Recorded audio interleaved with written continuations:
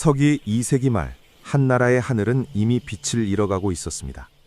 황제는 어린 나이에 즉위하여 환관들의 치마폭에 휘둘렸고 조정의 관직은 돈으로 사고 파는 물건이 된 지 오래였습니다. 백성들의 고통은 하늘에 닿았습니다. 대물림되는 기근과 역병 속에서 살아남은 이들은 스스로 산적이 되거나 정처 없이 떠도는 유민이 되었습니다. 이 절망의 틈을 타고 거대한 폭풍이 불어왔습니다. 거록 땅의 장각이라는 자가 스스로 대현 양사라 칭하며 백성들을 현혹하기 시작한 것입니다. 창천은 이미 죽었으니 마땅히 황천이 서야 한다. 갑자간 천하가 크게 길하리라. 노란 띠를 머리에 두른 수십만의 무리가 들불처럼 일어났습니다. 이들이 바로 역사의 전면에 나타난 황건적이었습니다. 한나라 400년 종묘사직이 뿌리째 흔들리는 난세의 시작이었습니다.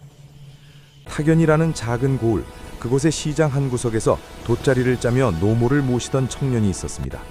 성은 유, 이름은 비, 자는 현덕. 그는 한나라 황실의 후손이라는 족보가 무색하게 가난한 삶을 이어가고 있었습니다. 유현덕은 관군이 내건 황건적 토벌 모집방을 바라보며 깊은 한숨을 내쉬었습니다. 나라가 이 지경인데 내 한몸 건사하기도 벅차니 이 일을 어찌할꼬. 그때 등 뒤에서 천둥 소리 같은 고함이 들려왔습니다. 대장부가 나라를 위해 싸울 생각은 않고 어찌 한숨만 푹푹 내쉬고 있어. 고개를 돌려보니 키가 8자요 고리 눈에 호랑이 수염을 기른 거구의 사내가 서 있었습니다. 그는 바로 장비, 자는 익덕이었습니다. 타견의 부유한 상인이자 도축업자였던 장비는 유비의 비범한 기색을 한눈에 알아보고 그를 인근 주막으로 이끌었습니다. 주막에서 술잔을 기울이던 유비와 장비의 앞에 또 한 명의 기이한 사내가 나타났습니다. 키가 9자에 달하고 붉은 대추 같은 얼굴에 2자가 넘는 수염을 휘날리는 사내. 그의 눈은 반쯤 감겨 있었으나 그 사이로 새어나오는 안광은 서리가 내린 듯 서늘했습니다. 그는 관우, 자는 운장이었습니다. 나 또한 의병에 자원하려던 참이요. 관우의 짧고 묵직한 한마디에 주막 안의 공기가 바뀌었습니다. 유비는 한나라 황실의 종친으로서 도탄에 빠진 백성을 구하겠다는 대의를 말했고 관우와 장비는 그 깊은 뜻에 감동하여 무릎을 꿇었습니다. 신분도 자라온 환경도 달랐던 세 사람이었지만 나라를 구하겠다는 일념 하나로 그들의 심장은 하나로 뛰기 시작했습니다. 이튿날 장비의 집 뒤편에 있는 복숭아밭에는 화려한 제단이 차려졌습니다. 분홍빛 꽃잎이 눈처럼 흩어지는 아래 세 사람은 하늘에 제를 올렸습니다. 나, 유비, 관우, 장비는 비록 성은 다르오나 이미 의를 맺어 형제가 되었으니 마음을 같이하고 힘을 합해 위태로운 나라를 구하고 도탄에 빠진 백성을 건지려 합니다. 같은 해, 같은 달, 같은 날에 태어나지는 못했으나 오직 같은 해, 같은 달, 같은 날에 죽기를 바랄 뿐입니다. 하늘과 땅의 신령이시여 우리의 마음을 살피소서. 꽃비가 쏟아지는 가운데 세 사람은 피를 나눈 형제보다 더 진한 결속으로 묶였습니다. 장비는 전 재산을 털어 수천 명의 의병을 모집했고 마을의 장인들은 세 형제를 위해 전설적인 무기를 재련해냈습니다. 유비에게는 쌍고검, 관우에게는 82군의 청룡 언월도, 그리고 장비에게는 한 장 8자의 장팔 3호가 주어졌습니다. 유비가 이끄는 의병대는 황건적의 본거지로 향했습니다. 첫 전투에서 관우와 장비의 모용은 귀신과 같았습니다. 관우의 걸날이 한 번 번뜩이면 적장에 목이 달아났고 장비의 3호가 허공을 가르면 적들은 추풍낙엽처럼 쓰러졌습니다. 유비의 온화하지만 단호한 통솔력 아래 의병대는 연전연승을 거두며 한나라의 관군을 도왔습니다. 난세는 영웅을 불렀고 세 형제는 그 부름에 가장 먼저 응답했습니다. 하지만 승리의 기쁨도 잠시, 공을 세워도 뇌물을 바칠 돈이 없던 유비에게 돌아온 것은 현령이라는 작은 관직뿐이었습니다. 게다가 그 자리마저 부패한 관리 도구의 홍포로 위협받게 됩니다. 참다 못한 장비가 도구를 매질하고 세 형제가 관직을 내던진 채 다시 길을 떠나는 장면은 이들이 앞으로 겪게 될 험난한 고행길을 암시했습니다. 하지만 세 형제의 눈은 여전히 빛나고 있었습니다. 그들은 알고 있었습니다. 자신들의 무대는 이제 겨우 막이 올랐을 뿐이라는 것을. 천하라는 거대한 판 위에서 돗자리 짜던 청년 유비가 써내려갈 기적같은 대서사시의 첫 문장은 그렇게 복숭아밭의 붉은 꽃잎과 함께 기록되었습니다. 난세를 틈탄 늑대, 동탁의 낙양 입성. 황건적의 난이 가라앉자마자 한나라의 심장부 낙양은 더 큰 재앙에 직면했습니다. 권력을 탐하던 환관들과 외척들의 피비린내 나는 암투 끝에 서량의 거친 군벌 동탁이 대군을 이끌고 도성에 입성한 것입니다. 동탁은 어린 황제를 폐위시키고 자신의 꽃가닥시인 진류왕을 헌제를 세우며 스스로 상국의 자리에 올랐습니다. 그의 통치는 잔혹했습니다. 낮에는 무고한 백성들의 목을 베어 수레에 싣고 다니며 전리품이라 자랑했고 밤에는 궁궐의 후궁들을 유린했습니다. 낙양의 하늘은 백성들의 통곡 소리로 가득 찼고 한나라의 기강은 완전히 무너져 내렸습니다.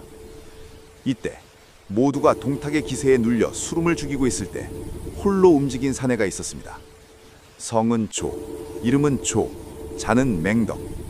훗날 난세의 간홍이라 불릴 인물입니다. 조조는 보검을 품에 숨긴 채 동탁의 침소로 향했습니다. 폭군을 암살하여 천하를 구하려 한 것입니다. 그러나 기회는 찰나의 순간 어긋났습니다. 칼을 뽑으려는 순간 거울에 비친 칼날의 빛을 본 동탁이 뒤를 돌아본 것입니다. 조조는 즉시 무릎을 꿇고 보검을 대인께 바치러 왔습니다 라며 위기를 모면했지만 곧바로 낙양을 탈출했습니다. 텅 빈 들판을 달리며 조조는 깨달았습니다. 이제 명분보다는 실력의 시대가 왔음을. 그는 고향으로 돌아가 가산을 털어 군사를 일으켰고 전국 각지의 제후들에게 동탁을 치자는 경문을 보냈습니다. 18로 제후군과 호로관의 괴물 역보. 조조의 경문에 응하여 원소를 맹주로 한 18로 제후군이 집결했습니다. 유비, 관우, 삼병제 역시 공손찬의 휘하에서 이 연합군에 합류했습니다. 하지만 연합군의 앞을 가로막은 것은 호로관이라는 처녀의 요새, 그리고 그곳을 지키는 천하무적의 장수 엽보, 려부였습니다. 머리에는 자금관을 쓰고 방천화극을 휘두르며 적토마를 탄 엽보의 위용은 압도적이었습니다. 제후군의 내로화하는 장수들이 엽보의 칼날 앞에 추풍 낙엽처럼 쓰러졌습니다. 연합군은 공포에 질려 뒷걸음질 쳤습니다. 온주 참황운, 식지 않은 슬과 관우의 칼. 엽보가 등장하기 전 동탁의 용장 황웅이 연합군의 앞마당에서 기세를 올리고 있었습니다. 제후들이 대책 없이 서로 눈치만 보고 있을 때 말단 마궁수에 불과했던 관우가 나섰습니다. 소인이 저 황웅의 목을 베어오겠나이다. 원소와 제후들은 무명소졸의 오만함에 분노했지만 오직 조조만은 관우의 비범함을 알아보고 따뜻한 술 한 잔을 권했습니다. 관우는 술잔을 밀치며 말했습니다. 이 술은 다녀와서 마시겠습니다. 말발굽 소리가 천지를 뒤흔든 지 얼마 되지 않아 관우는 말등에 황웅의 머리를 매달고 돌아왔습니다. 조조가 권했던 술잔을 만져보니 그 술은 여전히 김이 모락모락하며 식지 않은 상태였습니다. 이것이 바로 천하를 뒤흔든 관우의 첫 번째 등장이었습니다. 사명전 엽보, 새 영웅 엽보를 몰아넣는다. 황웅이 죽자 동탁은 직접 엽보를 이끌고 나섰습니다. 엽보의 방천화극이 제후들을 유린할 때 장비가 장탈사모를 지켜들며 포효했습니다.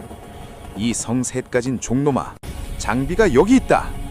장비와 엽보가 수십 합을 겨루어도 승부가 나지 않자 관우가 청룡원대로를 휘두르며 가세했습니다. 두 형제가 몰아붙여도 엽보는 굴복하지 않았습니다. 마침내 유비가 쌍고검을 들고 뛰어들어 세 형제가 엽보를 포위하고 몰아쳤습니다. 동양 역사상 가장 화려한 일기토라 불리는 사명전 엽보의 순간이었습니다. 천하의 엽보조차도 세 영웅의 합공에 밀려 말머리를 돌려 달아났습니다. 연합군은 환호했고 동탁은 낙양을 불태우며 장안으로 천도했습니다. 비록 연합군은 이후 제후들 간의 시기와 질투로 해체되었지만 이 전쟁을 통해 유비 삼병제는 이름을 천하에 알렸고 조조는 새로운 시대의 주역으로 우뚝 섰습니다. 타오르는 낙양의 불꽃은 한나라의 종말을 고하는 동시에 본격적인 삼국지의 시대를 알리는 신호탄이었습니다. 낙양을 잿더미로 만들고 장안으로 천도한 동탁의 폭정은 갈수록 극심해졌습니다. 스스로 상부라 칭하며 황제 위에 군림한 그의 곁에는 천하무적 여포가 그림자처럼 붙어 철통 같은 호위를 펼치고 있었습니다. 조정의 대신들은 낮에는 고개를 숙이고 밤에는 남몰래 눈물을 흘릴 뿐이었습니다. 사도 왕유는 달빛 아래 연못을 거닐며 깊은 탄식을 내뱉었습니다. 무력으로는 저 괴물들을 당해낼 수 없으니 어찌해야 한단 말인가. 그때 왕윤의 양녀이자 절세미인인 초선이 나타났습니다. 그녀는 나라를 위해 자신을 희생하겠다며 눈물로 호소했고 왕윤은 마침내 동탁과 여포의 사이를 갈라놓을 무서운 계책 연환계를 결심합니다. 부자 사이에 핀 독것. 왕유는 먼저 여포를 집으로 초대해 초선의 미모를 보여주며 혼약을 약속했습니다. 혈기왕성한 여포는 초선에게 단번에 마음을 빼앗겼습니다. 하지만 며칠 뒤 왕유는 동탁을 초대해 다시 초선을 보여주었고, 탐욕스러운 동탁은 그 자리에서 초선을 자신의 수레에 태워 궁으로 데려가 버렸습니다. 약혼자를 빼앗긴 여포의 분노는 하늘을 찔렀습니다. 그는 동탁의 침소인 미호성 뒤편 봉의정에서 초선과 몰래 만나 눈물을 흘렸습니다. 내 그대를 구하지 못하다니 장부로서 수치스럽구나. 초선은 가련하게 울며 동탁이 자신을 강제로 범했다고 거짓을 고했고, 두 사람의 만남을 목격한 동탁은 여포를 향해 화극을 던지며 추격했습니다. 한때 아버님과 아들이라 부르던 두 사람의 신뢰는 그렇게 여인의 눈물 속에서 산산조각 났습니다. 서기 92년, 왕유는 황제의 조서를 위조해 동탁을 궁으로 불러들였습니다. 선양 예식이 열린다는 소식에 들뜬 동탁은 의심 없이 궁문에 들어섰습니다. 그러나 그를 기다리는 것은 환영인파가 아닌 무장한 매복병이었습니다. 역적 동탁을 처단하라! 사방에서 칼날이 들이닥치자 동탁은 비명을 지르며 소리쳤습니다. 내 아들 봉선은 어디 있느냐? 나를 구하라! 그때 군사들 사이에서 여포가 나타났습니다. 하지만 그의 손에는 방천화극이 들려 있었고 눈에는 살기가 가득했습니다. 역적 동탁은 조서를 받아라! 여포의 화극이 동탁의 목을 꿰뚫었습니다. 천하를 호령하던 폭군 동탁은 그렇게 허망하게 쓰러졌고, 장안의 백성들은 그의 시신에 불을 붙여 며칠 밤낮을 축제처럼 보냈습니다. 배신자의 길, 떠도는 여포.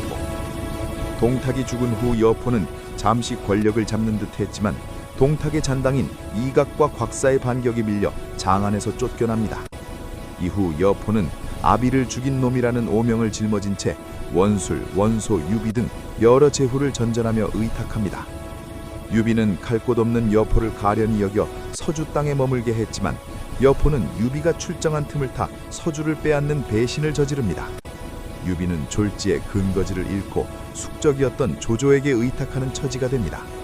배신이 일상이 된 난세에서 여포의 무력은 여전히 공포의 대상이었지만 그의 덕망은 바닥으로 떨어지고 있었습니다. 하비성의 종말과 방천화극의 주인. 서기 198년, 조조와 유비의 연합군이 여포가 지키는 하비성을 포위했습니다. 조조는 수공을 써서 성 전체를 물바다로 만들었습니다. 성 안에 갇힌 여포는 매일 술에 빠져 지냈고 부하들을 가혹하게 매질하며 민심을 잃어갔습니다. 결국 잠든 여포를 배신한 것은 그의 신복들이었습니다. 부하들은 여포의 방천화극을 훔치고 잠든 그를 밧줄로 묶어 조조에게 바쳤습니다. 조조 앞에 끌려온 여포는 목숨을 구걸했습니다. 조공, 나를 살려주면 내 무력으로 당신의 천하 통일을 도합소. 조조가 잠시 흔들리는 눈빛을 보이자 곁에 있던 유비가 차갑게 한마디를 던졌습니다. 쫓께서는 저자가 정원과 동탁에게 어떻게 했는지 잊으셨습니까? 그 말에 정신이 번쩍 든 조조는 여포의 처형을 명했습니다. 당대 최고의 무장 여포는 그렇게 하비성의 문루 위에서 쓸쓸히 생을 마감했습니다. 여포의 죽음으로 조조는 중원의 강력한 라이벌을 제거했고 천하는 이제 조조라는 거대한 태양 아래로 모여들기 시작했습니다. 흩어지는 형제와 조조의 구애. 여포가 사라진 서주 땅에는 평화 대신 조조의 대군이 들이닥쳤습니다. 조조는 유비의 존재가 훗날 큰 화근이 될 것을 예견하고 그를 뿌리 뽑으려 했습니다. 갑작스러운 습격에 유비 삼형제는 뿔뿔이 흩어지게 됩니다. 유비는 북쪽의 원소에게 몸을 의탁하고 장비는 산속으로 숨어들었으나 하비성을 지키던 관우는 유비의 두 부인, 남부인, 이부인을 보호하기 위해 조조의 포위망에 갇히고 맙니다. 조조는 평소 흠모하던 장수 관우를 죽이는 대신 자기 사람으로 만들고 싶어 했습니다. 관우는 세 가지 조건을 내걸고 임시로 투항합니다. 첫째, 한나라 황제에게 항복하는 것이지 조조에게 항복하는 것이 아니다. 둘째, 유비의 두 형수님을 안전하게 보호하라. 셋째, 형님의 생사를 알게 되면 즉시 떠날 것이다. 조조는 이를 허락하며 관우에게 매일 작은 연회와 사흘마다 큰 연회를 베풀고 여포가 탔던 보마 적토마까지 선물하며 그의 마음을 사려 애썼습니다. 알량과 문추의 목을 베다. 원소와 조조의 거대한 전쟁인 관도대전의 서막이 올랐을 때 원소의 맹장 알량이 조조의 장수들을 차례로 베며 기세를 올렸습니다. 조조가 고전하자 관우가 나섰습니다. 관우는 적토마를 타고 번개처럼 달려가 단칼에 알량의 목을 베었고 이어 달려온 문추마저 산 3한만에 처단했습니다. 조조는 관우를 한수정후에 봉하며 기뻐했지만 관우는 이 공으로 조조에게 진 빚을 갚았다고 생각했습니다. 그리고 마침내 원소의 진영에 형님 유비가 살아있다는 소식을 접하게 됩니다. 관우는 조조가 준 금은 보화를 창고에 쌓아두고 인장을 대들보에 걸든 채 두 형수님이 탄 마차를 이끌고 호련히 북쪽으로 길을 떠납니다. 오관 참육장, 천리길 충의의 여정. 조조는 차마 관우를 잡지 못했지만 그를 시기한 각 관문의 수문장들은 통행증이 없다는 핑계로 관우의 길을 가로막았습니다. 여기서 삼국지 최고의 무용담 중 하나인 오관 참육장이 시작됩니다. 첫째 관문 동령관의 공수, 둘째 낙양의 한복과 맹탄, 셋째 기수관의 변희, 넷째 황양의 왕식, 다섯째 황하나루터의 진기까지 관우는 가로막는 5개의 관문을 돌파하며 앞을 가로막는 6명의 장수를 청명원호도로 베어넘겼습니다. 때로는 함정에 빠질 뻔하고 때로는 수백 명의 매복병에 포위되기도 했으나 오직 형님을 만나겠다는 일념 하나로 천리길을 뚫고 나아갔습니다. 고성에서의 재회와 장비의 오해. 천신만고 끝에 관우는 장비가 점령하고 있던 고성에 도착했습니다. 그러나 장비는 조조의 장수복을 입고 나타난 관우가 형님을 배신하고 자신을 잡으러 온 줄로만 오해했습니다. 배신자 관우는 내 장팔사모를 받아라. 장비가 노호하며 달려들 때 뒤쫓아온 조조의 장수 차양의 대군이 나타났습니다. 관우는 자신의 진심을 증명하기 위해 3번의 북소리가 끝나기 전에 적장에 목을 베겠다고 선언합니다. 첫 번째 북소리야 적진을 뚫고 두 번째 북소리에 차양의 목을 날린 관우의 모습에 장비는 비로소 눈물을 흘리며 사죄했습니다.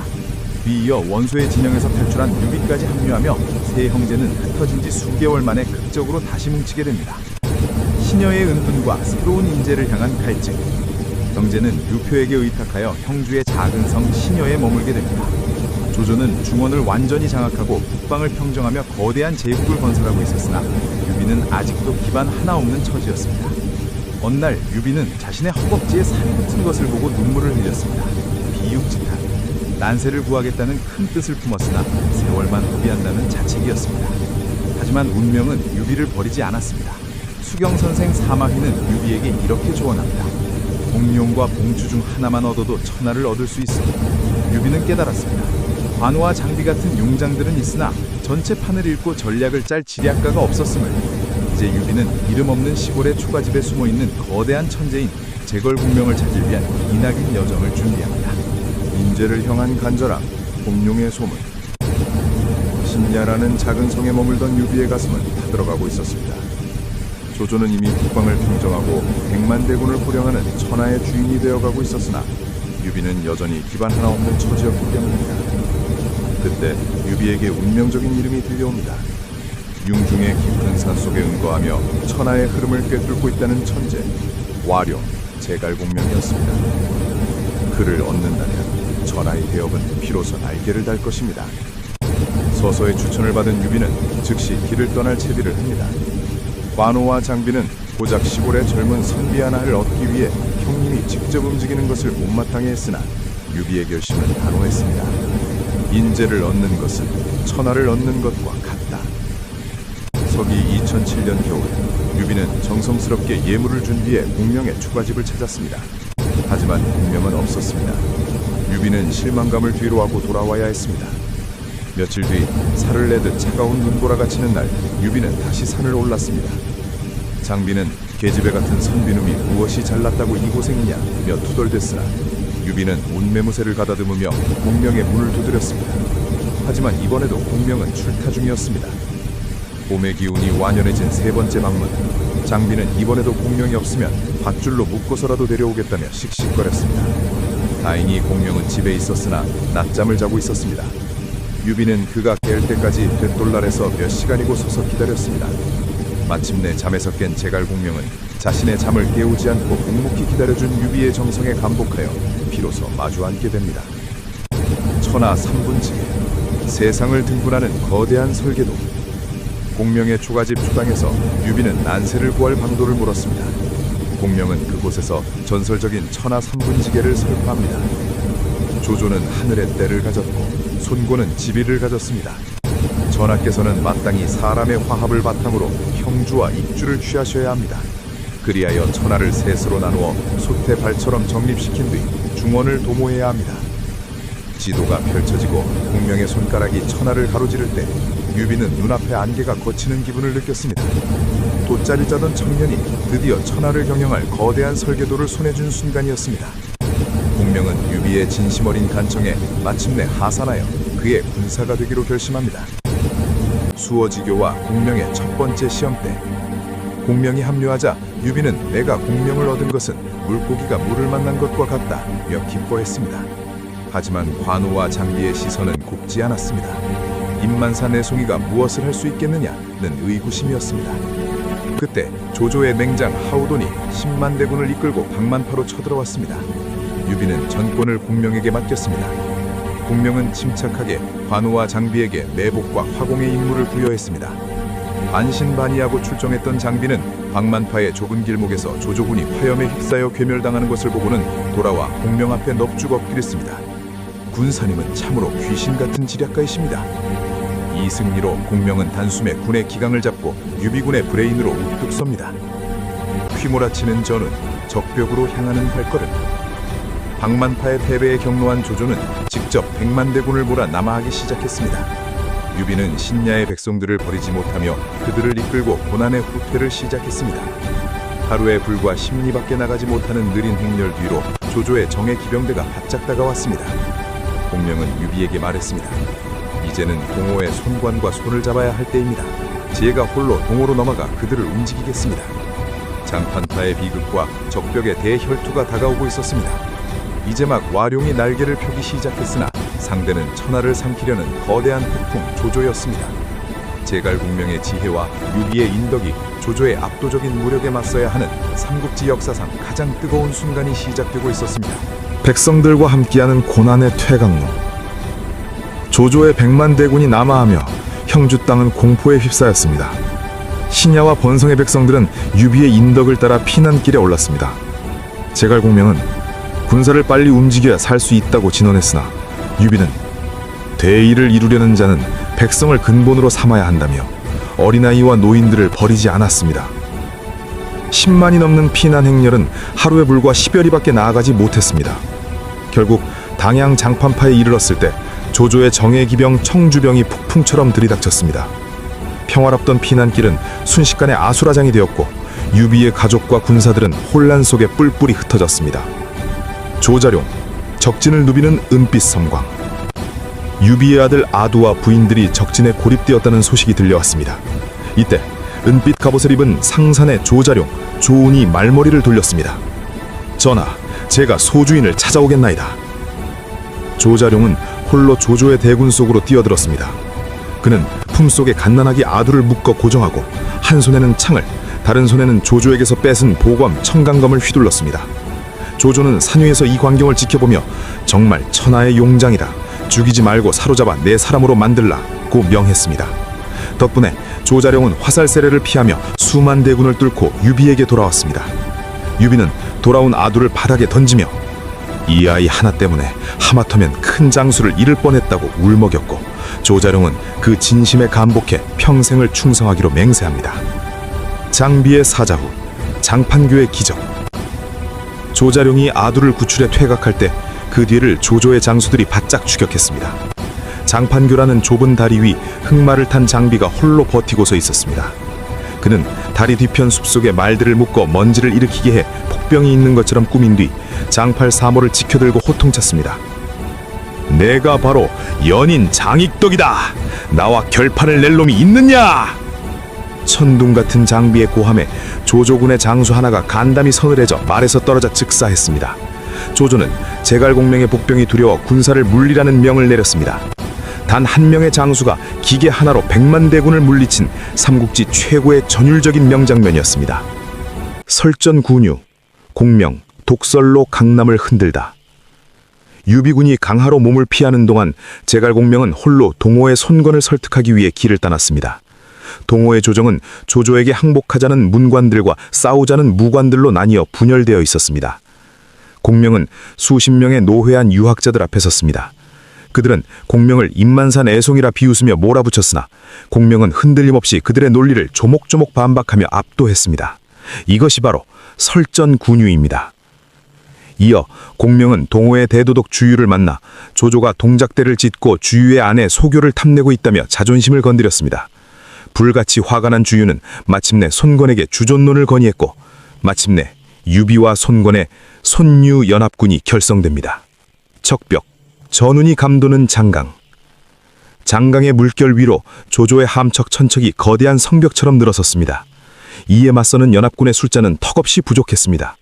조조는 북반 군사들이 배멀리를 하지 않도록 배들을 쇠차슬로 묶는 연환계를 썼고 주유와 제갈공명은 이를 지켜보며 남몰래 미소 지었습니다.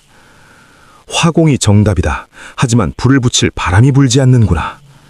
주유는 겨울철에 불지 않는 동남풍을 기다려 병이 났고 공명은 재단을 쌓아 하늘에서 바람을 빌려오겠노라 선언했습니다. 천하의 운명을 결정지을 적벽대전의 서막이 오르고 있었습니다. 이제 한 치 앞도 알 수 없는 지략의 싸움이 거대한 불꽃으로 타오를 준비를 마쳤습니다. 적벽의 강바람은 차가웠으나 물밑에서 벌어지는 지략의 싸움은 뜨거웠습니다. 수적으로 열세인 연합군이 조조의 100만 대군을 이길 유일한 방법은 오직 화공뿐이었습니다. 하지만 조조는 의심이 많았습니다. 이에 노장 황계가 스스로를 희생하는 고륙지계를 펼칩니다. 주유는 많은 군사들 앞에서 황계의 살점이 터져나갈 정도로 매질을 가했고 황계는 거짓으로 조조에게 투왕의 서신을 보냈습니다. 동시에 책사 방통은 조조의 진영고 들어가 배들을 쇠사슬로 묶어 고정하는 연환계를 제안했습니다. 배멀미에 시달리던 조조의 북방 군사들에게는 구원과도 같은 제안이었으나 그것은 한 척에 불이 붙으면 모든 배가 타오르게 만드는 거대한 덫이었습니다. 모든 준비는 끝났습니다. 이제 필요한 것은 단 하나, 불길을 조조의 진영으로 실어나를 동남풍뿐이었습니다. 음력 11월, 북서풍만이 부는 겨울의 장강에서 동남풍을 기다리던 주유는 화병으로 쓰러졌습니다. 이때 제갈공명이 남병산에 칠성단을 쌓고 기도를 올리기 시작했습니다. 사흘 안에 동남풍을 불러오겠나이다. 제사 사흘째 되는 밤, 정적을 깨고 깃발이 남동쪽으로 휘날리기 시작했습니다. 기적처럼 바람의 방향이 바뀐 것입니다. 주유는 공명의 신비로운 능력에 전율하며 동시에 두려움을 느꼈습니다. 저자를 살려두면 장차 오나라의 화근이 될 것이다. 주유는 즉시 자객을 보냈으나 공명은 이미 조자룡이 준비한 배를 타고 유비의 진영으로 떠난 뒤였습니다. 이제 거대한 불꽃의 향연이 시작될 차례였습니다. 황계의 투항선들이 가득 실은 기름과 짚에 불을 붙인 채 조조의 함대를 향해 전속력으로 돌진했습니다. 동남풍을 탄 불배들은 화살처럼 조조의 배들에 박혔습니다. 쇠사슬로 묶여있던 조조의 수천 척 함선들은 피할 틈도 없이 순식간에 거대한 불기둥으로 변했습니다. 불이다! 모든 배가 타고 있다! 비명이 난무하는 가운데 강물은 병사들의 피로 붉게 물들고 밤하들은 타오르는 불길로 대나처럼 패갔습니다. 조조가 자랑하던 100만 대군은 불길과 물귀신이 되어 사라졌습니다. 이것이 바로 천하의 판도를 뒤집은 삼국지 최대의 전투, 적벽대전이었습니다. 화용도의 의리, 관우와 조조. 패배한 조조는 소수의 측근만을 데리고 화용도의 좁은 산길로 도망쳤습니다. 하지만 그곳에는 이미 제갈공명의 명을 받은 관우가 길목을 지키고 있었습니다. 죽음을 직감한 조조는 말에서 내려 관우에게 애걸했습니다. 운장, 예전에 내가 그대를 극진히 대접했던 일을 잊었어. 부디 옛정을 생각해서 길을 열어주시오. 의리 앞에서 고뇌하던 관우는 차마 조조를 배지 못하고 길을 비켜주었습니다. 제갈공명은 관우가 조조를 살려줄 것을 이미 알고 있었습니다. 아직 조조의 운명이 다하지 않았으며 조조가 사라지면 동호의 손권이 나무 비례해질 것을 우려한 공명의 고도의 계산이었습니다. 천하 삼분지계의 시련. 적벽에서의 대패로 조조는 중원으로 물러났고 유비는 이 혼란을 틈타 형주 4군을 차지하며 드디어 자신만의 근거지를 마련했습니다. 이로써 조조의 위, 손권의 오, 그리고 유비의 초기 대립하는 천하 삼분지계가 구체적인 실체를 갖추기 시작했습니다. 전쟁터에는 여전히 타버린 배의 잔해와 연기가 감돌았으나 유비의 눈에는 새로운 나라의 희망이 보였습니다. 돗자리 짜던 사람이 천하의 한 축이 되어 진정한 주역으로 거듭나는 순간이었습니다. 서천으로의 진격과 유비의 비상. 적벽에서 승리한 유비는 드디어 유랑자 생활을 청산하고 형주의 뿌리를 내렸습니다. 그러나 제갈공명이 설계한 천하 삼분지계의 완성은 형주만으로는 부족했습니다. 공명은 서쪽의 험준한 지형과 풍요로운 자원을 가진 익주, 즉 서천을 눈여겨보았습니다. 마침 익주의 주인 유장이 조조의 위협을 피하기 위해 유비에게 도움을 요청했고 유비는 이를 기회 삼아 서천으로 진격했습니다. 과정은 험난했습니다. 유비가 아끼던 책사 봉추 방통이 낙봉파에서 화살에 맞아 전사하는 비극도 있었으나 유비는 마침내 유장의 항복을 받아내고 성도에 입성합니다. 이로써 유비는 한중왕에 등극하며 조조의 위나라와 손권의 오나라에 대항할 진정한 국가 촉한의 기틀을 완성합니다. 관우, 번성을 포위하고 조조를 떨게 하다. 유비가 서천에서 대업을 이룰 때 형주를 지키던 이는 천하의 명장 관우였습니다. 서기 219년 관우는 북진을 개시하여 조조의 요충지인 번성을 포위했습니다. 조조가 보낸 명장 우금과 방덕의 7군을 상대로 관우는 장마철 범람한 강물을 이용한 수공을 펼쳤습니다. 조조의 정예병들은 수중의 고기가 되었고 우금은 항복했으며 방덕은 처형되었습니다. 관우의 위세는 중원을 진동시켰고 조조는 관우의 칼날이 두려워 수도를 옮길 고민까지 하게 됩니다. 이때가 관우의 인생에서 가장 찬란하게 빛나던 전성기였습니다. 여몽의 도의와 형주의 상실. 그러나 영광의 뒤편에는 거대한 먹구름이 드리워 있었습니다. 동호의 손권은 줄곧 형주를 되찾길 원했고 관우가 북진한 틈을 타 뒤를 치기로 결심합니다. 오나라의 젊은 명장 여몽은 군사들을 상인으로 변장시켜 배에 태운 뒤 관우가 세워둔 봉화대를 하나씩 무력화하며 은밀하게 형주로 진입했습니다. 이것이 바로 백이보강입니다. 관우가 번성 공격에 몰두하는 사이 그의 근거지인 형주는 소리 없이 손권의 수중에 떨어졌습니다. 뒤늦게 소식을 들은 관우는 군사를 돌렸으나 여몽의 심리전에 휘말린 관우의 병사들은 하나둘 탈영하기 시작했고 관우는 고립무원의 처지에 놓이게 됩니다. 맥성의 눈물, 청룡원 돌도가 멈추다. 관우는 소수의 병력만을 이끌고 작은 성 맥성으로 피신했습니다. 추위와 굶주림 속에서도 관우는 손권의 항복 권유를 단칼에 거절했습니다. 옥은 깨질지언정 그 빛을 잃지 않고 대나무는 탈지언정 그 마디를 잃지 않는다. 관우는 포위망을 뚫고 탈출하려 했으나 결국 손권의 매복에 걸려 사로잡히고 맙니다. 손권은 관우를 아껴 자기 사람으로 만들려 했으나 관우의 충심이 꺾이지 않음을 알고 결국 그의 목을 쳤습니다. 천하를 호령하던 청룡원 돌도의 주인이 허망하게 생을 마감하는 순간이었습니다. 찢어진 도원결이 분노의 서막. 관우의 전사 소식과 그 머리가 조조에게 보내졌다는 소식은 촉한의 천둥벼락처럼 떨어졌습니다. 유비는 실성한 듯 통곡하며 식음을 전폐했고 장비는 밤낮으로 술을 마시며 부하들을 매질하다 결국 부하들의 손에 암살당하고 맙니다. 내 두 동생의 원수를 갚지 못한다면 황제의 자리가 무슨 소용이란 말이냐. 제갈공명과 조운이 지금은 오나라와 싸울 때가 아니라 조조를 쳐야 할 때라고 눈물로 말렸으나 유비의 눈은 이미 이성을 잃은 핏빛으로 물들어 있었습니다.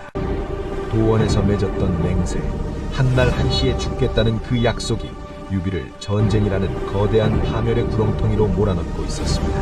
이릉대전 700리 서기 221년 유비는 제갈공명의 만류를 부리치고 오나라 정벌을 위한 대장정에 나섰습니다. 관우와 장비, 두 아우를 잃은 황제의 분노는 이성을 압도했습니다. 촉한의 정예군 7만 명, 소설상 75만 명이 장강을 따라 동진하며 오나라를 압박했습니다. 오나라의 손권은 무명의 젊은 선비 육손을 대도독으로 임명하는 파격을 선고했습니다. 육손은 유비의 기세에 맞서지 않고 끈질기게 후퇴하며 기회를 엿보았습니다. 무더운 여름, 유비는 무더위를 피하고자 군사들을 장강 연안의 숲속에 길게 늘어뜨려 진을 쳤습니다. 그 길이가 무려 700리에 달했습니다. 유비는 병법을 모르는구나. 숲속의 진을 치다니 불 한 번이면 끝이다.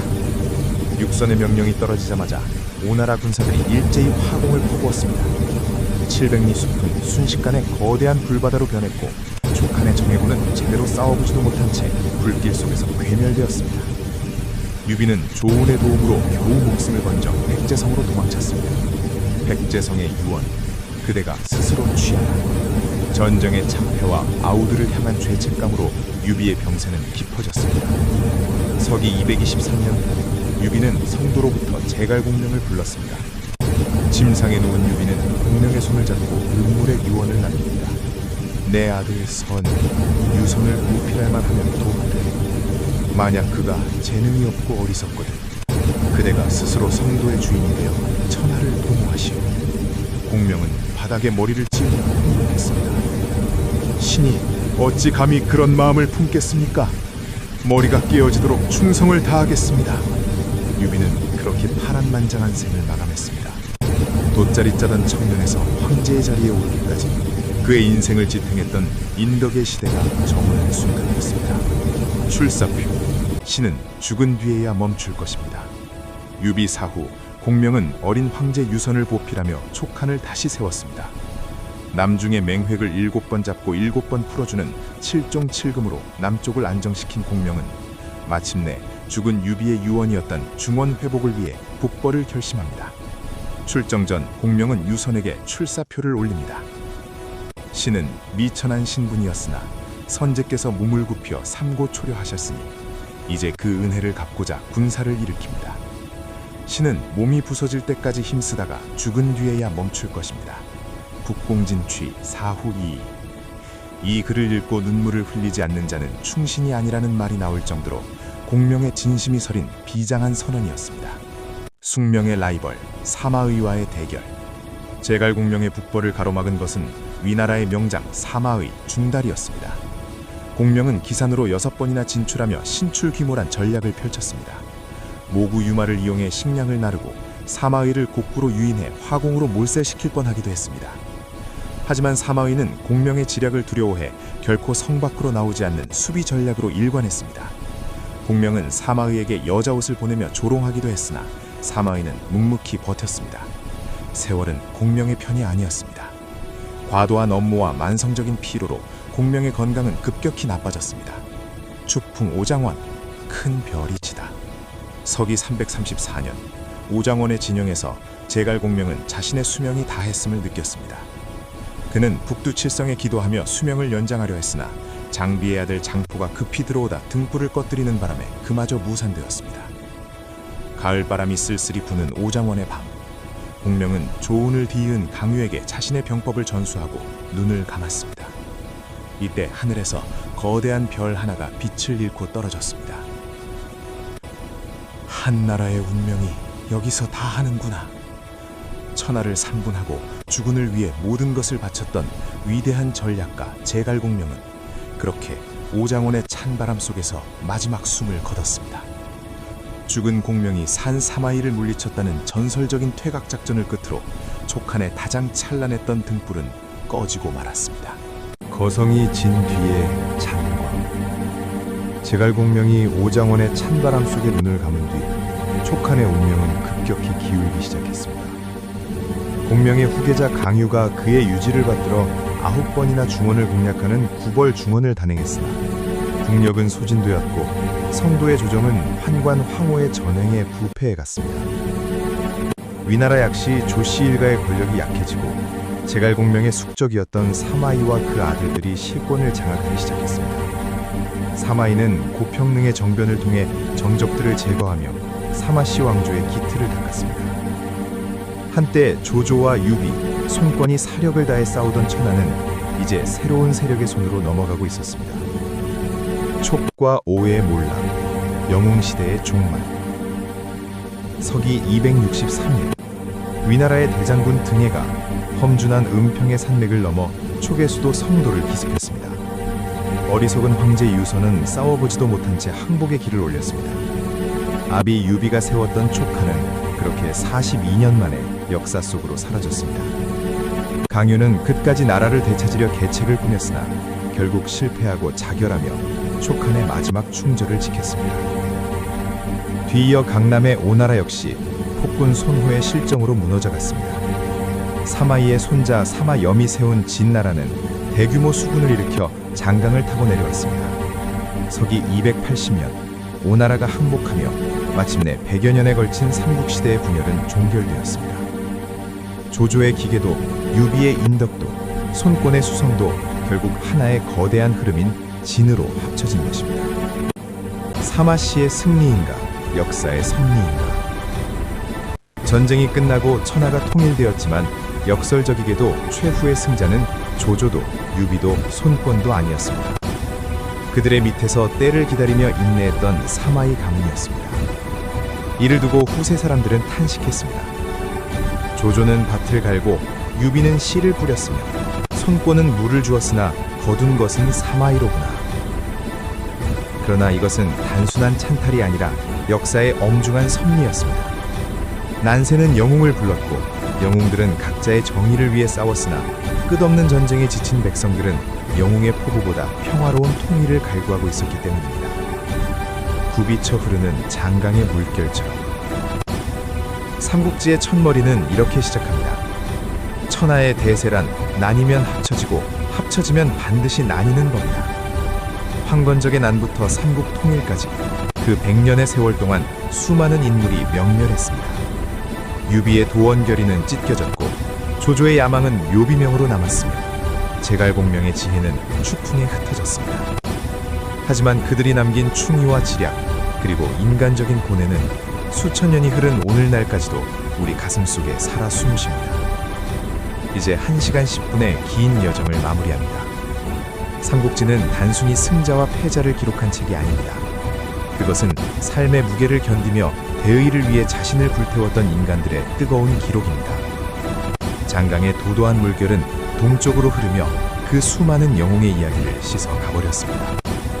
옳고 그름, 성공과 실패는 이제 역사의 평가 속에 남겨졌을 뿐입니다. 하지만 우리가 삼국지를 다시 읽는 이유는 그 거친 난세 속에서도 변치 않는 인간의 향기를 찾고 싶은 것일 것입니다. 굽이치는 역사의 물결 너머로 다시 한번 복숭아밭에 붉은 꽃잎이 날리는 소리가 들리는 듯합니다. 삼국지, 그 장엄한 영웅들의 대서사시는 여기서 끝은 나지만 그들이 남긴 교훈은 영원히 잊혀지지 않을 것입니다. 서기 2세기 말 한나라의 하늘은 이미 빛을 잃어가고 있었습니다. 황제는 어린 나이에 즉위하여 환관들의 치마폭에 휘둘렸고 조정의 관직은 돈으로 사고 파는 물건이 된 지 오래였습니다. 백성들의 고통은 하늘에 닿았습니다. 대물림되는 기근과 역병 속에서 살아남은 이들은 스스로 산적이 되거나 정처 없이 떠도는 유민이 되었습니다. 이 절망의 틈을 타고 거대한 폭풍이 불어왔습니다. 거록 땅의 장각이라는 자가 스스로 대현 양사라 칭하며 백성들을 현혹하기 시작한 것입니다. 창천은 이미 죽었으니 마땅히 황천이 서야 한다. 갑자간 천하가 크게 길하리라. 노란 띠를 머리에 두른 수십만의 무리가 들불처럼 일어났습니다. 이들이 바로 역사의 전면에 나타난 황건적이었습니다. 한나라 400년 종묘사직이 뿌리째 흔들리는 난세의 시작이었습니다. 타견이라는 작은 고을, 그곳의 시장 한 구석에서 돗자리를 짜며 노모를 모시던 청년이 있었습니다. 성은 유, 이름은 비, 자는 현덕. 그는 한나라 황실의 후손이라는 족보가 무색하게 가난한 삶을 이어가고 있었습니다. 유현덕은 관군이 내건 황건적 토벌 모집방을 바라보며 깊은 한숨을 내쉬었습니다. 나라가 이 지경인데 내 한몸 건사하기도 벅차니 이 일을 어찌할꼬. 그때 등 뒤에서 천둥 소리 같은 고함이 들려왔습니다. 대장부가 나라를 위해 싸울 생각은 않고 어찌 한숨만 푹푹 내쉬고 있어. 고개를 돌려보니 키가 8자요 고리 눈에 호랑이 수염을 기른 거구의 사내가 서 있었습니다. 그는 바로 장비, 자는 익덕이었습니다. 타견의 부유한 상인이자 도축업자였던 장비는 유비의 비범한 기색을 한눈에 알아보고 그를 인근 주막으로 이끌었습니다.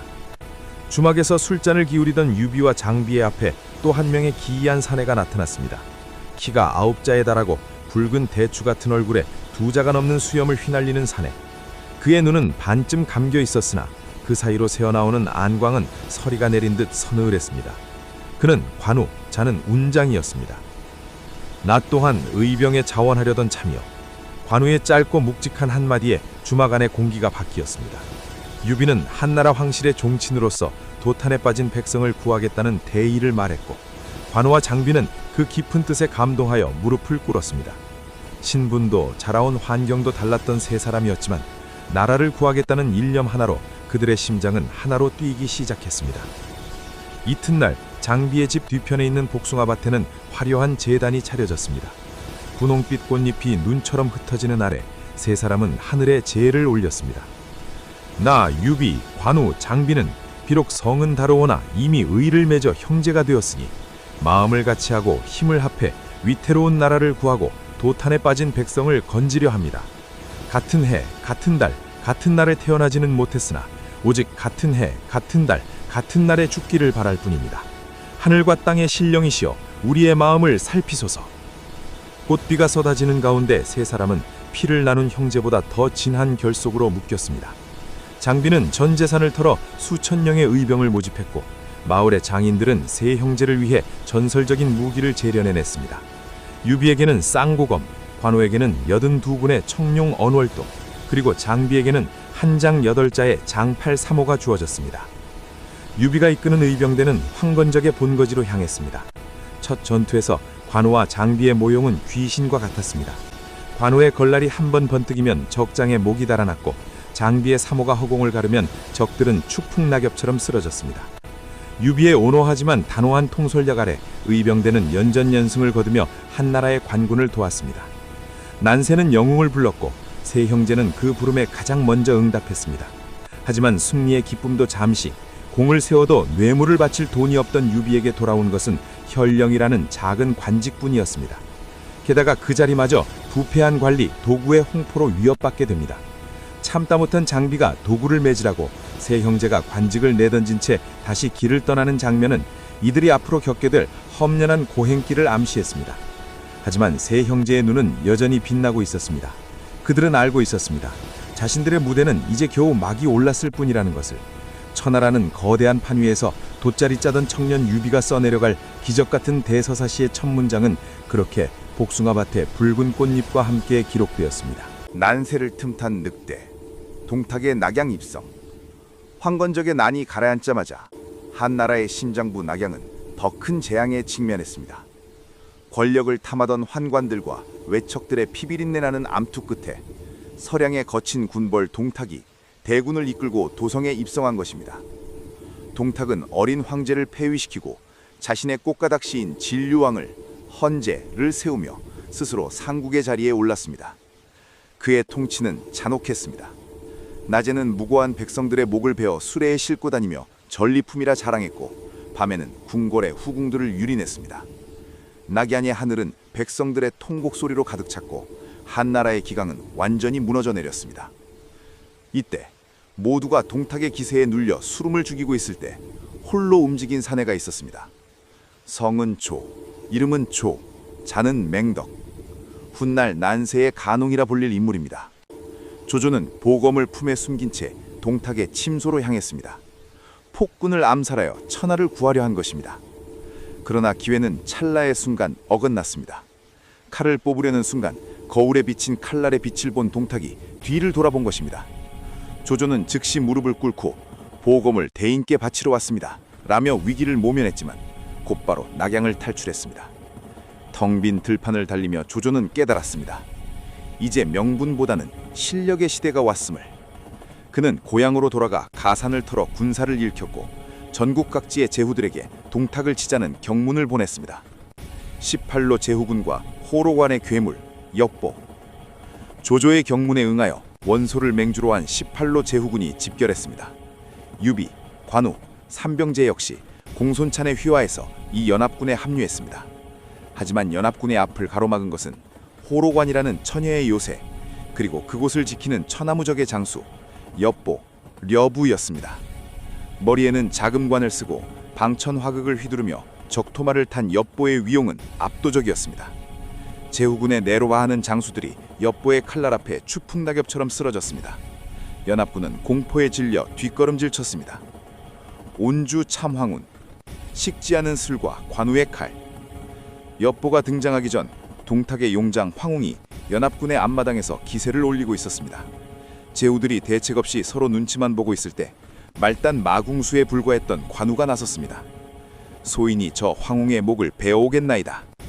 원소와 제후들은 무명소졸의 오만함에 분노했지만 오직 조조만은 관우의 비범함을 알아보고 따뜻한 술 한 잔을 권했습니다.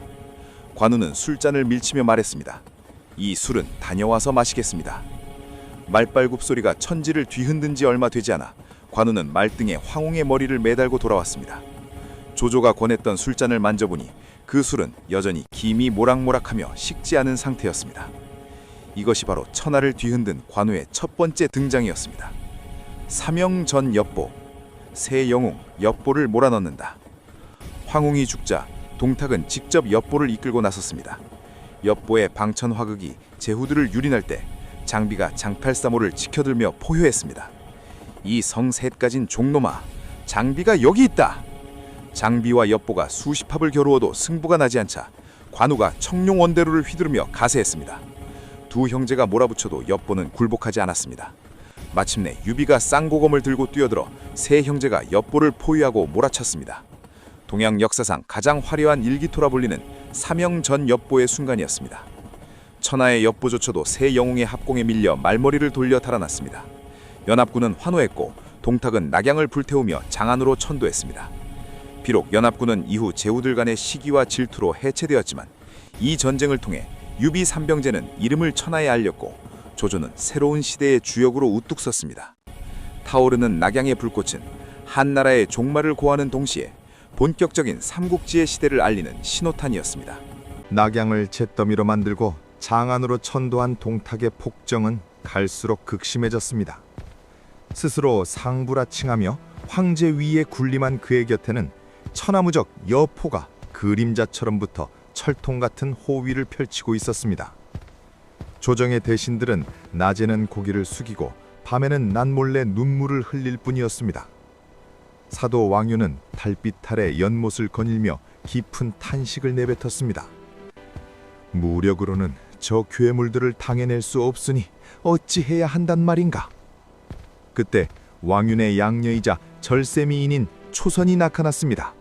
그녀는 나라를 위해 자신을 희생하겠다며 눈물로 호소했고 왕윤은 마침내 동탁과 여포의 사이를 갈라놓을 무서운 계책 연환계를 결심합니다. 부자 사이에 핀 독것. 왕윤은 먼저 여포를 집으로 초대해 초선의 미모를 보여주며 혼약을 약속했습니다. 혈기왕성한 여포는 초선에게 단번에 마음을 빼앗겼습니다. 하지만 며칠 뒤 왕윤은 동탁을 초대해 다시 초선을 보여주었고 탐욕스러운 동탁은 그 자리에서 초선을 자신의 수레에 태워 궁으로 데려가 버렸습니다. 약혼자를 빼앗긴 여포의 분노는 하늘을 찔렀습니다.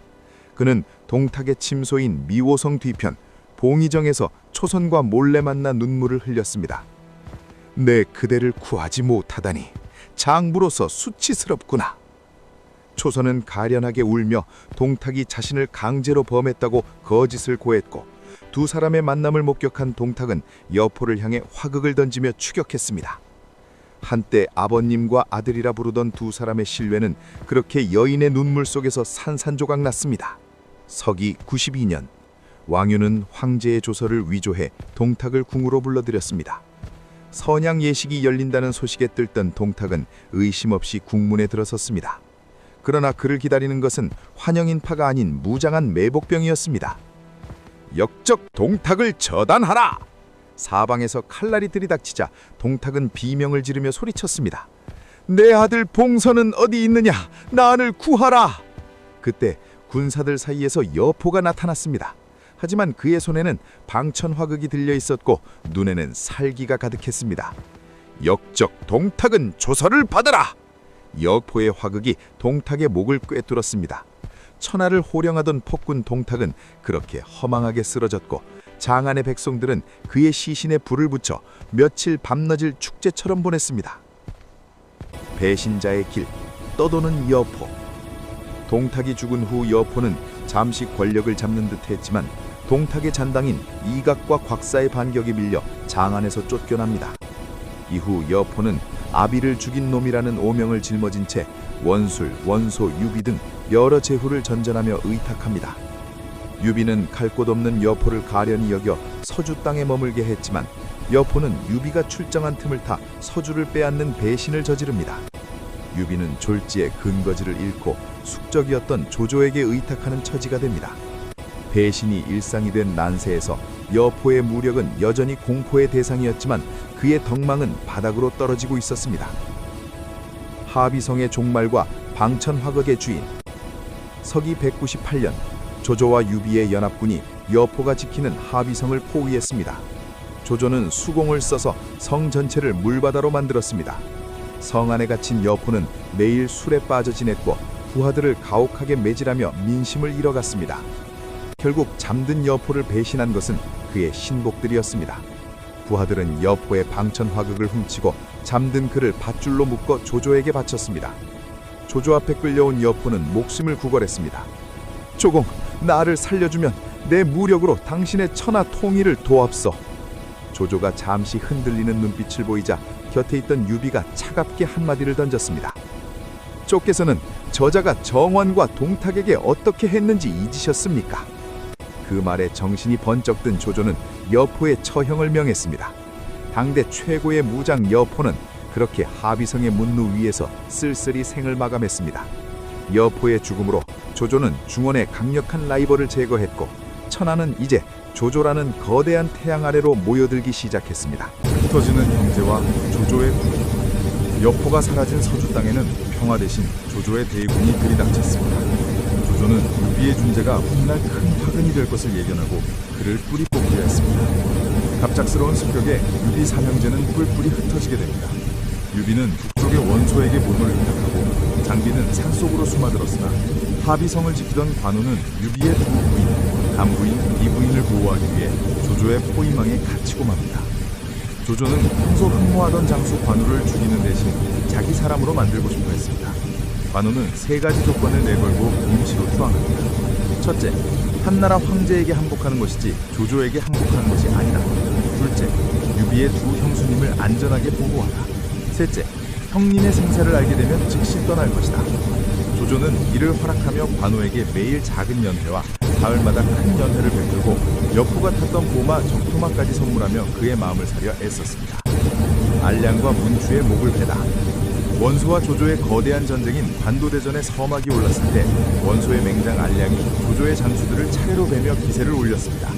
조조가 고전하자 관우가 나섰습니다. 관우는 적토마를 타고 번개처럼 달려가 단칼에 알량의 목을 베었고 이어 달려온 문추마저 산 3한 만에 처단했습니다. 조조는 관우를 한수정후에 봉하며 기뻐했지만 관우는 이 공으로 조조에게 진 빚을 갚았다고 생각했습니다. 그리고 마침내 원소의 진영에 형님 유비가 살아있다는 소식을 접하게 됩니다. 관우는 조조가 준 금은 보화를 창고에 쌓아두고 인장을 대들보에 걸든 채 두 형수님이 탄 마차를 이끌고 호련히 북쪽으로 길을 떠납니다. 오관 참육장, 천리길 충의의 여정. 조조는 차마 관우를 잡지 못했지만 그를 시기한 각 관문의 수문장들은 통행증이 없다는 핑계로 관우의 길을 가로막았습니다. 여기서 삼국지 최고의 무용담 중 하나인 오관 참육장이 시작됩니다.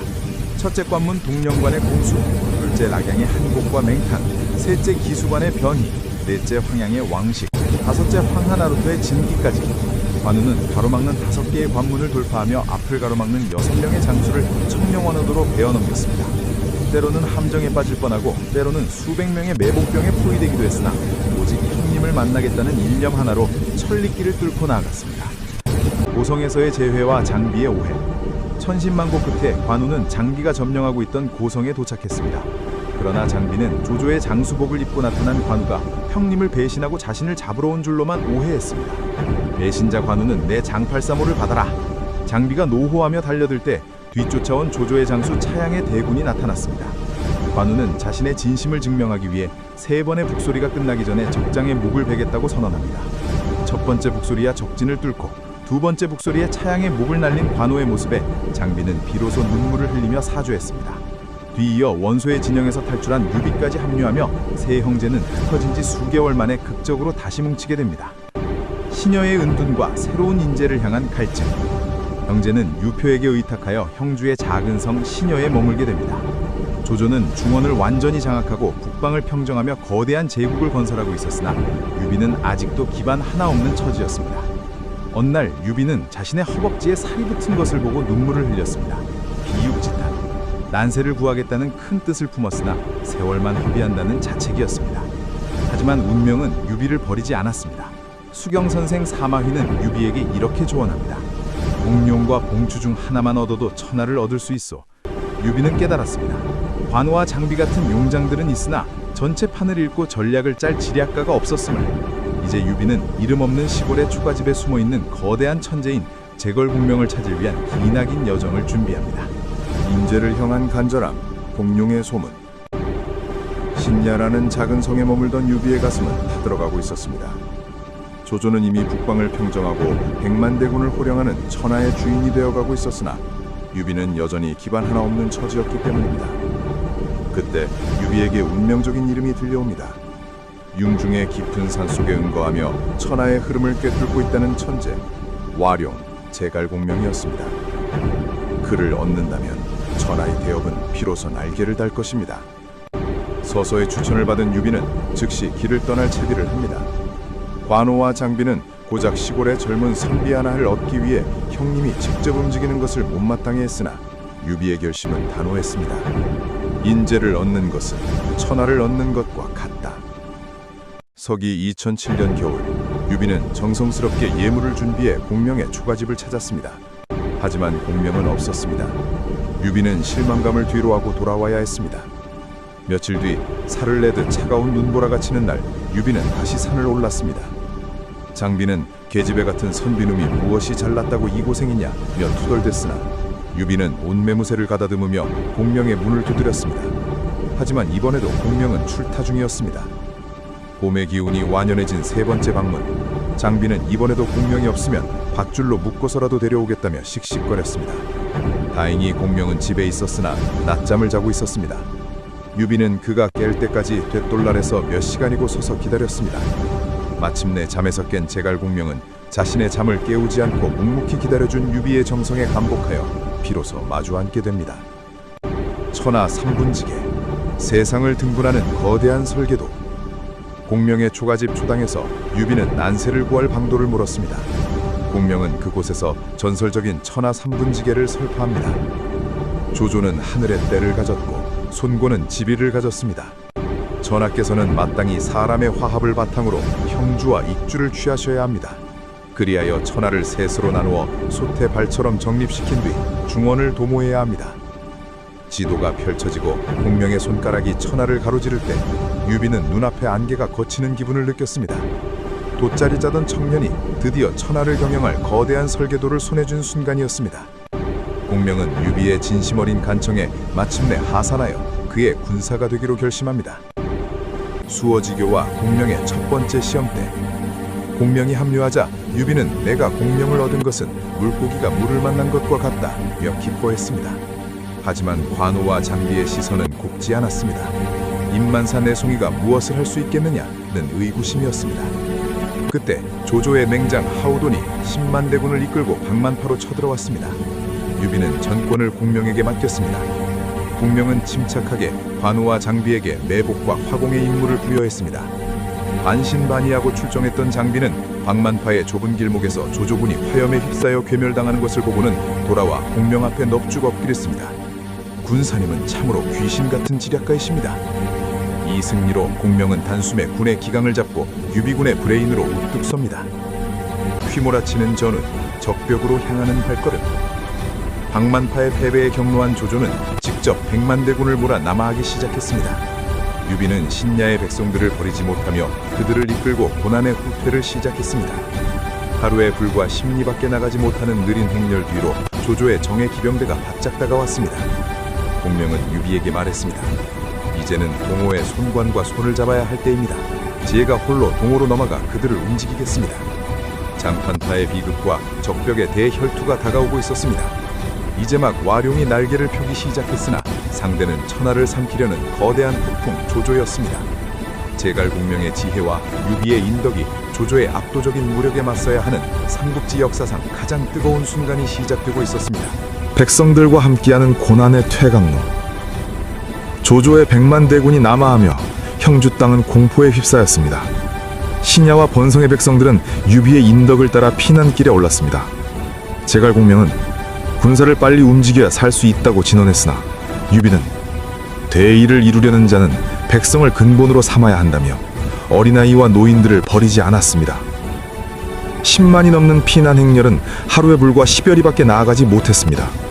결국 당양 장판파에 이르렀을 때 조조의 정예기병 청주병이 폭풍처럼 들이닥쳤습니다. 평화롭던 피난길은 순식간에 아수라장이 되었고 유비의 가족과 군사들은 혼란 속에 뿔뿔이 흩어졌습니다. 조자룡, 적진을 누비는 은빛 섬광. 유비의 아들 아두와 부인들이 적진에 고립되었다는 소식이 들려왔습니다. 이때 은빛 갑옷을 입은 상산의 조자룡, 조운이 말머리를 돌렸습니다. 전하, 제가 소주인을 찾아오겠나이다. 조자룡은 홀로 조조의 대군 속으로 뛰어들었습니다. 그는 품속에 갓난아기 아두를 묶어 고정하고 한 손에는 창을, 다른 손에는 조조에게서 뺏은 보검 청강검을 휘둘렀습니다. 조조는 산 위에서 이 광경을 지켜보며 정말 천하의 용장이다. 죽이지 말고 사로잡아 내 사람으로 만들라고 명했습니다. 덕분에 조자룡은 화살 세례를 피하며 수만 대군을 뚫고 유비에게 돌아왔습니다.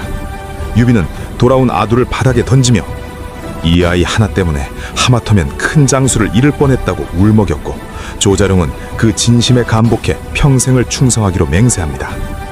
장비의 사자후, 장판교의 기적. 조자룡이 아두를 구출해 퇴각할 때 그 뒤를 조조의 장수들이 바짝 추격했습니다.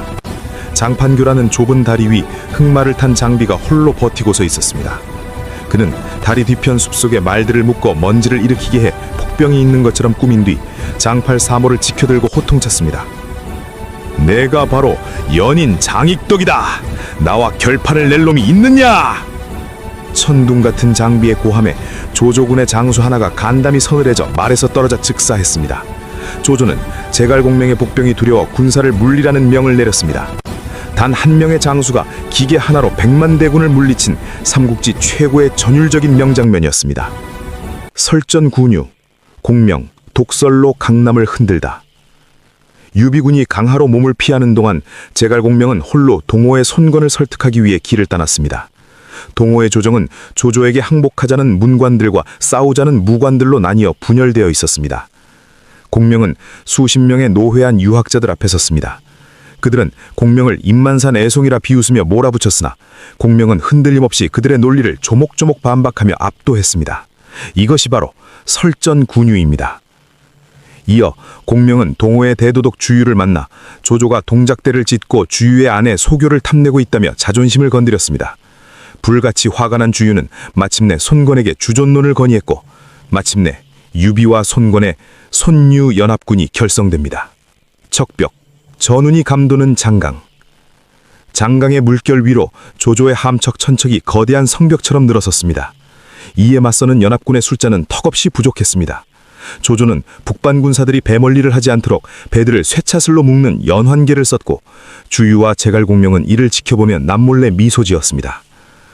화공이 정답이다. 하지만 불을 붙일 바람이 불지 않는구나. 주유는 겨울철에 불지 않는 동남풍을 기다려 병이 났고 공명은 재단을 쌓아 하늘에서 바람을 빌려오겠노라 선언했습니다. 천하의 운명을 결정지을 적벽대전의 서막이 오르고 있었습니다.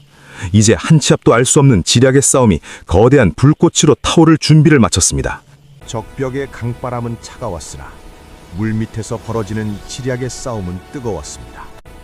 수적으로 열세인 연합군이 조조의 100만 대군을 이길 유일한 방법은 오직 화공뿐이었습니다. 하지만 조조는 의심이 많았습니다.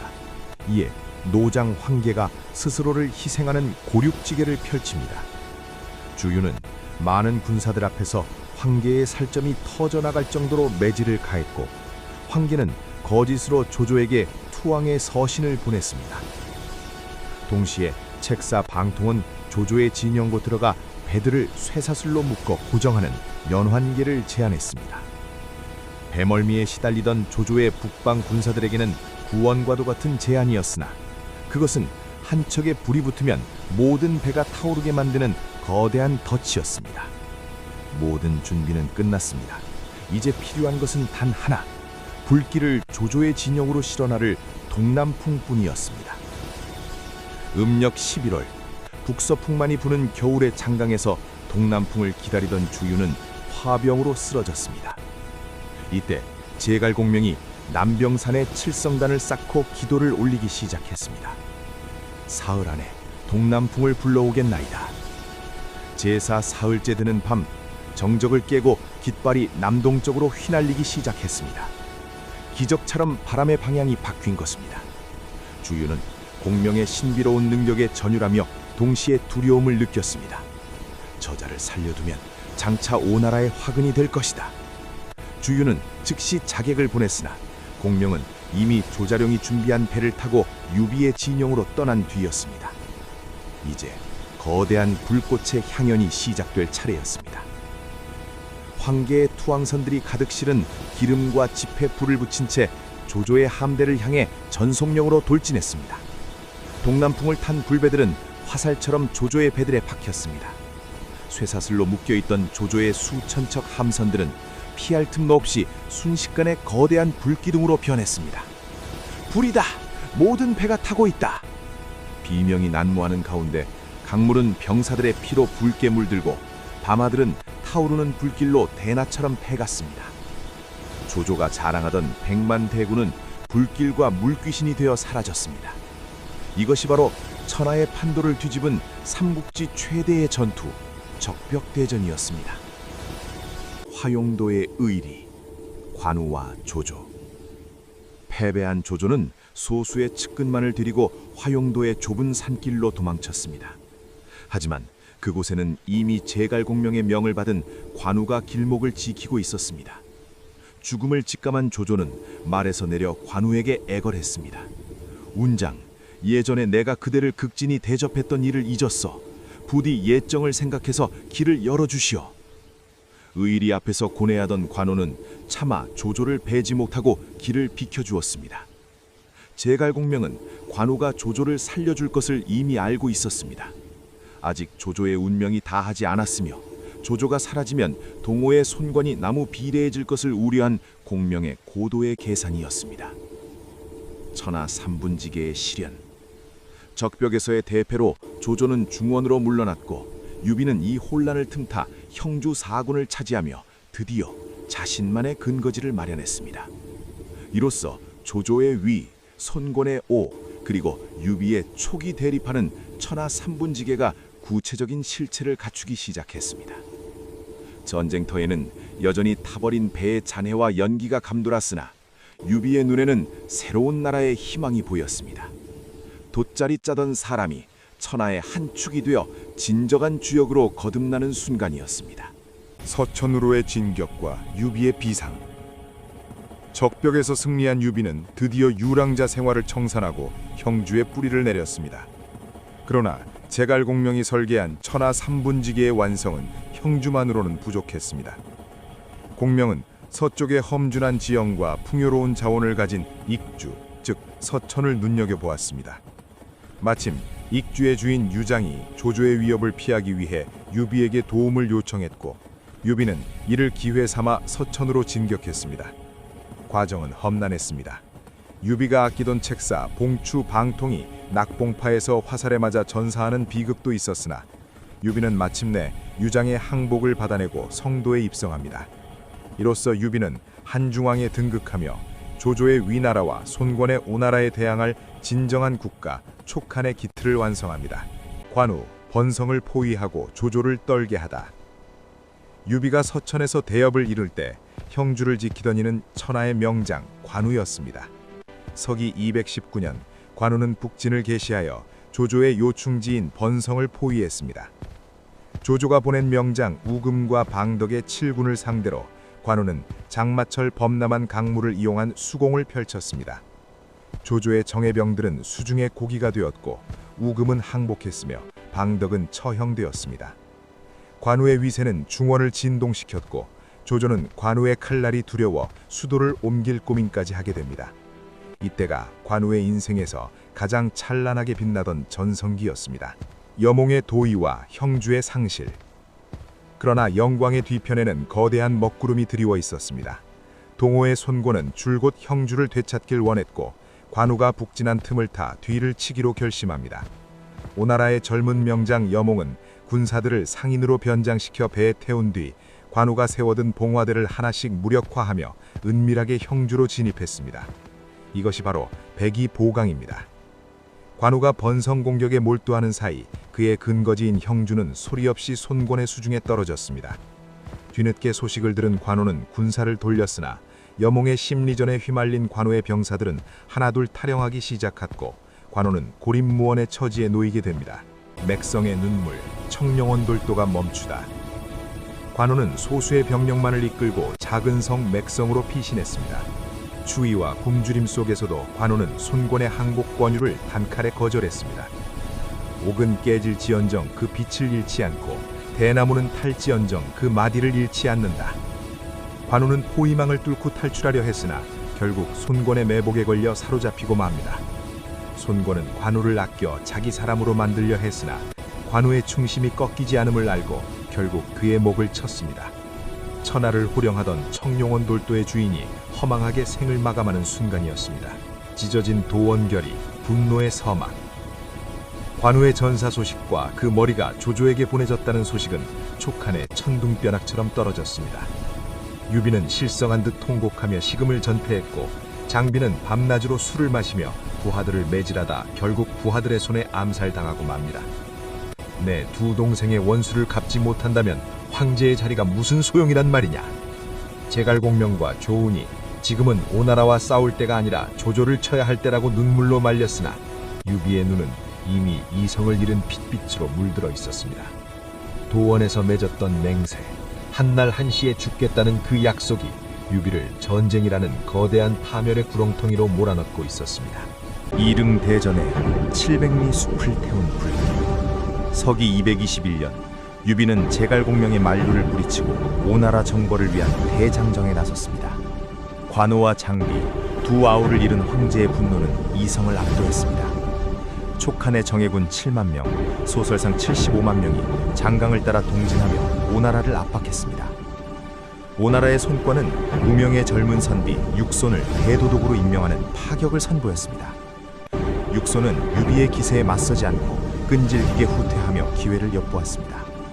무더운 여름, 유비는 무더위를 피하고자 군사들을 장강 연안의 숲속에 길게 늘어뜨려 진을 쳤습니다. 그 길이가 무려 700리에 달했습니다. 유비는 병법을 모르는구나. 숲속에 진을 치다니 불 한 번이면 끝이다. 육선의 명령이 떨어지자마자 오나라 군사들이 일제히 화공을 퍼부었습니다. 700리 숲은 순식간에 거대한 불바다로 변했고 촉한의 정예군은 제대로 싸워보지도 못한 채 불길 속에서 괴멸되었습니다. 유비는 조운의 도움으로 겨우 목숨을 건져 백제성으로 도망쳤습니다. 백제성의 유언, 그대가 스스로 취하라. 전쟁의 참패와 아우들을 향한 죄책감으로 유비의 병세는 깊어졌습니다. 서기 223년 봄, 유비는 성도로부터 제갈공명을 불렀습니다. 침상에 누운 유비는 공명의 손을 잡고 눈물의 유언을 남깁니다. 내 아들 선, 유선을 보필할 만하면 돕되 만약 그가 재능이 없고 어리석거든 그대가 스스로 성도의 주인이 되어 천하를 도모하시오. 공명은 바닥에 머리를 찌우며 통곡했습니다. 신이 어찌 감히 그런 마음을 품겠습니까? 머리가 깨어지도록 충성을 다하겠습니다. 유비는 그렇게 파란만장한 생을 마감했습니다. 돗자리 짜던 청년에서 황제의 자리에 오르기까지 그의 인생을 지탱했던 인덕의 시대가 저무는 순간이었습니다. 출사표, 신은 죽은 뒤에야 멈출 것입니다. 유비 사후, 공명은 어린 황제 유선을 보필하며 촉한을 다시 세웠습니다.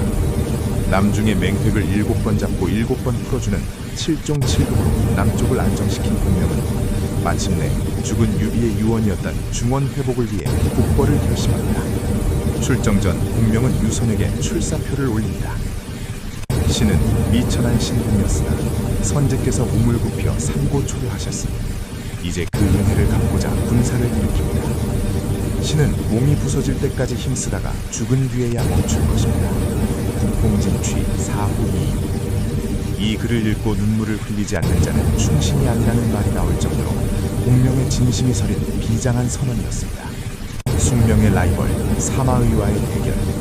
제갈공명의 북벌을 가로막은 것은 위나라의 명작 사마의 중달이었습니다. 공명은 기산으로 6번이나 진출하며 신출귀몰한 전략을 펼쳤습니다. 모구 유마를 이용해 식량을 나누고 사마의를 복부로 유인해 화공으로 몰살시킬 뻔하기도 했습니다. 하지만 사마의는 공명의 지략을 두려워해 결코 성 밖으로 나오지 않는 수비 전략으로 일관했습니다. 공명은 사마의에게 여자 옷을 보내며 조롱하기도 했으나 사마의는 묵묵히 버텼습니다.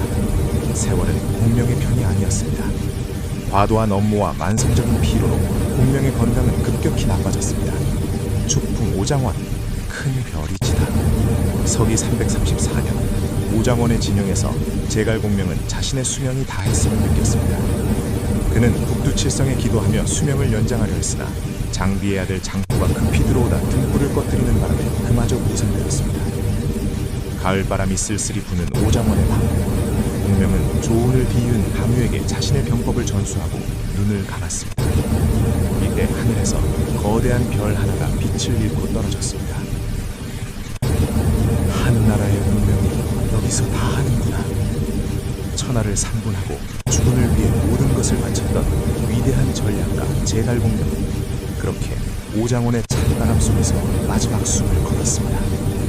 죽은 공명이 산 사마이를 물리쳤다는 전설적인 퇴각작전을 끝으로 족한의 가장 찬란했던 등불은 꺼지고 말았습니다. 거성이 진 뒤에 찬광. 제갈공명이 오장원의 찬바람 속에 눈을 감은 뒤 촉한의 운명은 급격히 기울기 시작했습니다.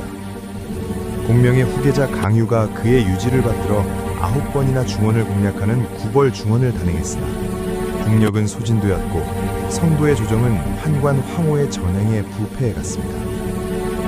위나라 역시 조씨 일가의 권력이 약해지고 제갈공명의 숙적이었던 사마이와 그 아들들이 실권을 장악하기 시작했습니다. 사마이는 고평릉의 정변을 통해 정적들을 제거하며 사마씨 왕조의 기틀을 닦았습니다.